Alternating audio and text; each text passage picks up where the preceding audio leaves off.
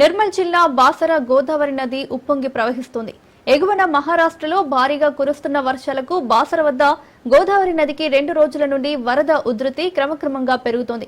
తెలంగాణ సరిహద్దులో ఉన్న మహారాష్ట్రలోని నాందేడ్ పర్భాని జిల్లా పరిధిలో వర్షాలు ఏకధాటిగా కురుస్తుండటంతో గోదావరి నదికి భారీగా వరద నీరు వచ్చి చేరుతోంది. వరద ఉధృతి పెరుగుతుండటంతో గోదావరి నదీ తీరం వద్ద భక్తుల పుణ్య స్నానాల ఘట్టాల వద్ద పోలీసులు అనుమతి ఇవ్వడం లేదు. నది లోపలికి వెళ్లకుండా ప్రత్యేకంగా బారికేడ్లు ఏర్పాటు చేశారు. గోదావరి బ్యాక్ వాటర్ తో ఆలయం నుంచి గోదావరి నదికి ఉండే మార్గంలో వరద నీరు వచ్చి చేరడంతో రాకపోకలు నిలిచిపోయాయి. పోలీసులు, రెవెన్యూ అధికారులు గోదావరి నది వద్ద ప్రత్యేక బందోబస్తు ఏర్పాటు చేశారు. రానున్న 4 రోజులు వర్షాలు ఉన్నాయని వాతావరణ శాఖ తెలపడంతో గోదావరి లోతట్టు ప్రాంత ప్రజలు అప్రమత్తంగా ఉండాలని అధికారులు హెచ్చరికలు జారీ చేశారు.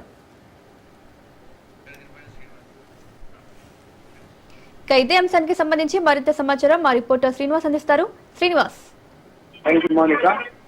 ఎగువ ప్రాంతమైన మహారాష్ట్రలో వర్షాలు భారీగా పడడంతో ఇక్కడ బాసర వద్ద పుణ్యక్షేత్రం వద్ద గోదావరి విస్తృతంగా పడుతుంది. 100 మీటర్ల వెడల్పుతో దాదాపు 100 మీటర్లతో పడుతుంది. ఒడ్డులు పట్టుకొని పడుతుంది. అయితే ఇప్పుడు ఇది మన సరస్వతి మాత ఆలయానికి 60 ఫీట్ల దూరంలో ఉందంటే 20 ఫీట్ల వరకు వచ్చింది. ఇంకా 40 ఫీట్ల అయితే సరస్వతి మాత అనుకుంటుంది. అయితే ఇప్పుడు మొత్తం గేట్ అయితే ఈ మహారాష్ట్రలో భారీగా వర్షాలు పడుతున్నాయి. నాందేడ్లోని పర్భని జిల్లా లోపల విపరీతంగా వర్షాలు పడుతున్నాయి. అయితే ఈ గోదావరి నది మీద 6 ప్రాజెక్టులు ఉన్నాయి మహారాష్ట్ర పైథాన్ జాక్వర్లోని గంగాపూర్ డ్యామ్ అనేది పెద్ద డ్యాము. దాని యొక్క వాటర్ కిందికి వదలడంతో ఈ విధంగా విస్తృతుంది. బాబ్లీ 32 గేట్లు ఓపెన్ ఉన్నాయి. దాంతో పాటు పైథాన్ యొక్క గంగాపూర్ డ్యామ్ 2 వదలడంతో దాదాపు 5 డ్యాములు గేట్లు వదిలేసినట్టు మనకు సమాచారం అందుతుంది. దాంతో ఈ గోదావరి విస్తృతుంది. ఇక్కడ తెలంగాణలో ఇప్పుడు నిర్మల్ జిల్లాలో వర్షాలు లేవు, కానీ వరదలు మాత్రం ఉన్నది.